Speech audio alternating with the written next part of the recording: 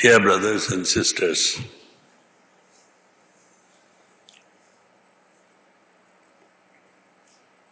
to break the profound inner silence of meditation with even the wisest of seeings is an intrusion on our spiritual life.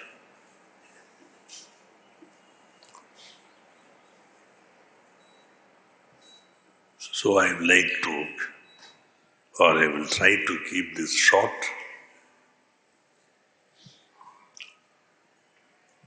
by referring to a series of messages from my master where he speaks to us about the necessity to celebrate such occasions with the fervour of love and faith. Fervour. He says the sole purpose is to remember the great personality and not to honor him or try to ennoble him or to publicize him. The only purpose is that we may remember. And in remembering him, remember his life as if he were present with us today, which is constant remembrance. It must not be a memory of the past, but it must be a memory yet living in the present. And that is why constant remembrance is so difficult, because perhaps even the word remembrance makes us think of the past. We must be living with that personality at least during this meditation, so that we can prolong that when we go out of here. That is true of all meditation sittings, but this is very especially true, significantly and importantly true for our spiritual life. Remembering him does not mean just remembering him, but his life, as I said, the way he lived, his simplicity. When I first went to Shahjahanpur in 1965, I think, for Basant, in my imagination, while on the travel to Shahjahanpur, between Delhi and Shahjahanpur by road, an 8 or 9 hours journey in those days, I had imagined a big ashram, a huge square structure, ground plus 3 floors, with an inner square courtyard, all the floors full of beautiful rooms, comfortable, in a modern sense, and only one gate, like an elephant gate, through which we would enter. Of course, you can imagine how I must have felt when I faced the actuality of my master's home. A big iron gate and a smaller iron gate, through which I entered. A huge muddy courtyard with a small part of it paved with bricks laid edgewise in a herringbone pattern, roughly laid, no level surface, no cement floor. And the house, old furniture, old dhurries on this floor, and a master sitting in a dhoti and a banian, even though it was cold. Later on, of course, he went in and had his bath and put on his sweater. Simplicity. Simplicity means not to exceed from the sphere of need to the sphere of want, to the sphere of covet and possess. Utter, simple need. The food was simple. But the meditations cannot be described. See, I have written about some of these things, so it would be redundant to speak of them again and again. But simplicity was one of the factors to which he gave great importance. Sahaj Marg is simple. He said, the ways of God, reaching God must be simple. Therefore, the teaching must be simple, the practice must be simple. We don't need anything except ourselves to sit and meditate. We don't need puja vessels, an idol to worship, what we call the saamagris of prayer. Nothing is necessary. The one thing that is most important, without which meditation lacks meaning, lacks purpose, is the heart. Is your heart with you when you meditate? That is the most important question. Once I remember I asked Babuji Maharaj, why do you say the heart must be with you when we come here? He said, Parthasarathi, we are only 15 or 20 people here in this room, but I can see at least 3 people whose heart is where they came from. Only the body is here. Even when they are meditating on their families, on their work, and not on divine light in the heart. So you see, without simplicity, this intense concentration on the heart, within the heart, becomes impossible. We are thinking of so many things. My car is out on the street, I don't know who is doing what to it. My children, I don't know what's happening to them. So you see, bare necessities. So we must have, do we remember him and try to emulate him? With my own poor vision, I can also see Abhyasis here, whose thought is about breakfast. It is delicious, mouths begin to water, and we begin to plan on how quickly we can get there. I hope he doesn't start speaking today. I am hungry. Or women who think their children will be weeping.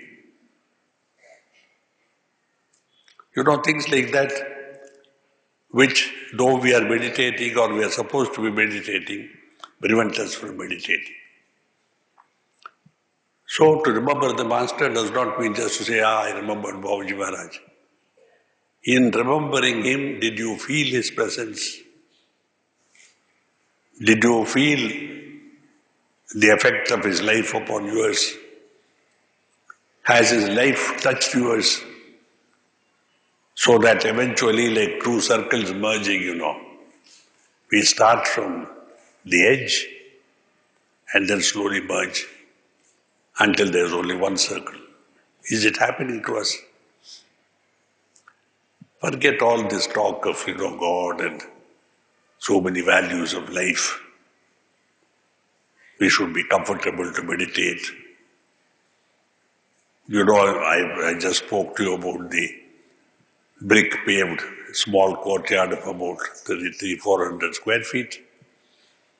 In my first Basant, we were just 42 people there, including Babuji Maharaj, sitting under the main arch.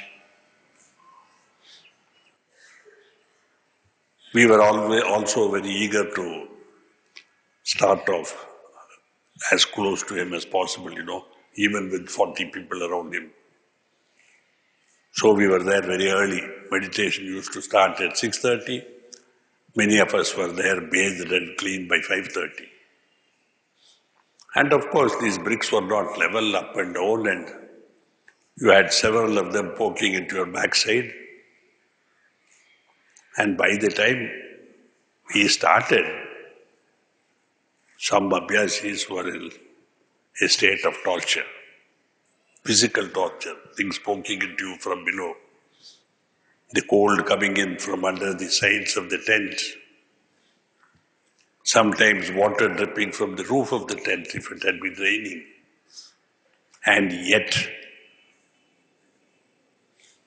when he started the sitting, we were lost. It is wrong to say we were lost. Why? Because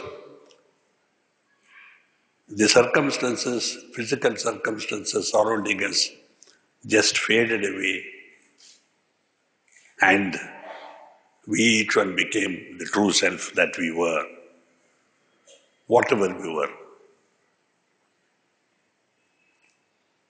There were occasions when the sitting went on for an hour and a quarter.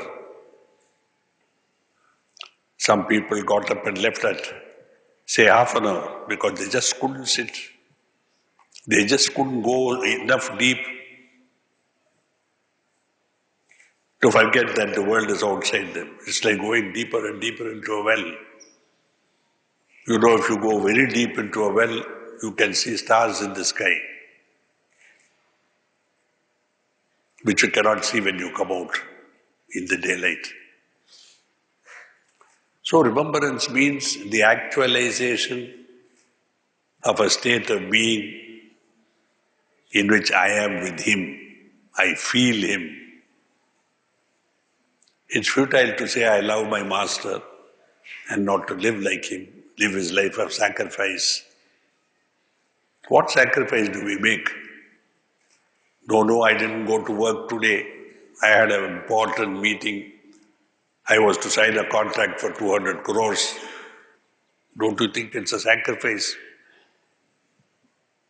Of course it was. For you it was a sacrifice.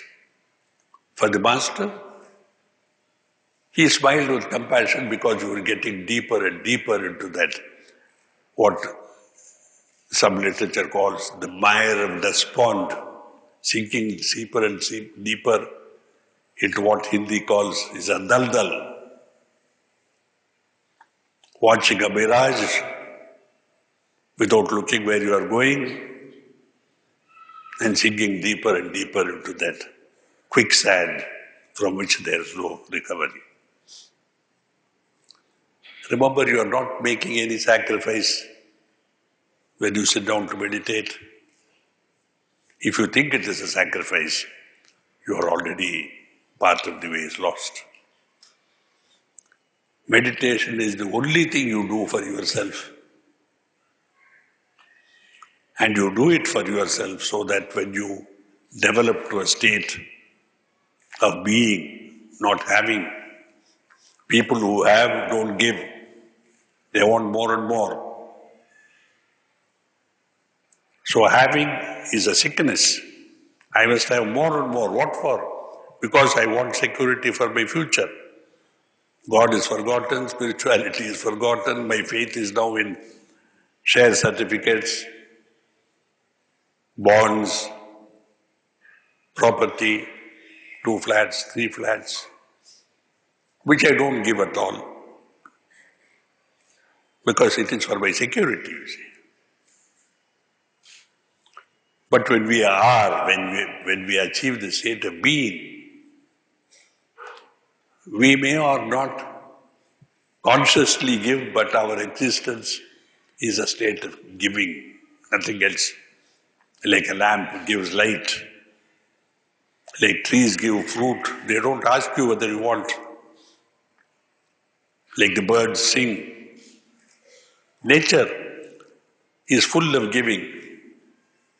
It is said that man is the only animal that takes and takes and takes with an insatiable appetite for more taking. And in this way has destroyed the world around itself. So you see all talk of conservation and for nature and all this is nonsense unless the taker stops taking. As long as human beings continue to take, there will be what literature calls the rape of nature. Forests cut, build, countries destroyed, people not thought of, allowed to die of starvation, of hunger, of sickness. And why does this exist even today with all the knowledge of all these things that society, education, some sense somewhere of morality we get? Because the organizations which run these things have no heart behind them, only the head. So the heart is the thing which I must have, without which I dare say we are not even human, though the form is human. Therefore you can think of robots which have everything but no heart. It is a brain with a human form. I mean, as near as possible, humanoid concepts. So when I remember the Master, I must remember that he was ever giving, never asked for anything. With his very, very frugal life, because he had an income which you would laugh at today, because some of you probably earn it in 1 minute of your work. In that frugal income, he welcomed Abhyasis, fed them, slept. They were sleeping in his house. In my first Basant, I was sleeping in his house. I did not take a bed because I was flying. And as I told you in my imagination what an ashram was, I thought everything would be provided. So I slept on this cold floor, which was covered with straw to provide some insulation from the cold, with old torn cotton dhurries spread over them. By 6 o'clock, it was bitterly cold because Vasant Panchami was around the 15th of January. In Shahjahanpur, not in Madras. Fortunately, I had my newspaper which I had carried from the flight, and I used to cover it because I had nothing to cover myself with. And it is a wonder or a miracle or what? It is a sign of Babuji's love that he has come around at 10:30 p.m. and seen me lying with newspapers and covered me with a blanket. Nowadays, the culture is you take your neighbor's blanket and say, I am sure you are safe. I know you can stand the cold. So remembering him means remembering his simple life. Remembering his, I won't say charity, it was in nature. His nature was to give. When somebody came, as I have written right here in Madras when he was staying with Brother Veera, in a room, they were sleeping at night, which was probably, 180 square feet, 7 of them. Somebody knocked at midnight. Everybody was asleep. Babuji opened the door. There were 3 people who had come by car all the way from Trichy. One of them desperately wanted a sitting. Right then, right there, Babuji gave him a sitting. Are our preceptors, our prefects, the soldiers of Sahaj Marg, are they capable of emulating this? Are they willing to emulate it? And if at all one among you does it, do you curse yourself for having become a preceptor? For heaven's sake, I wish I had never been a prefect. I'm sure there are many. Perhaps the majority of our prefects today are like that. Come tomorrow, come day after tomorrow. Babuji said, you have no right to say come tomorrow because only God knows whether you will be here tomorrow and whether the man who comes to you for a sitting will be there tomorrow. And he told me the story of one such instance where a man, very young man, went to his preceptor, not in Sahaj Marg, in general. It was sunset. He fell at his Guru's feet, wept, and said, I need the solace of your attention on me. And the Guru said, my son, after sunset, I cannot do these things. Come back tomorrow. On the way home, the young man was killed in an accident. All this is mundane. What happened thereafter is what is significant for every one of us. The boy died, and because the Guru had refused his attention when he came for it,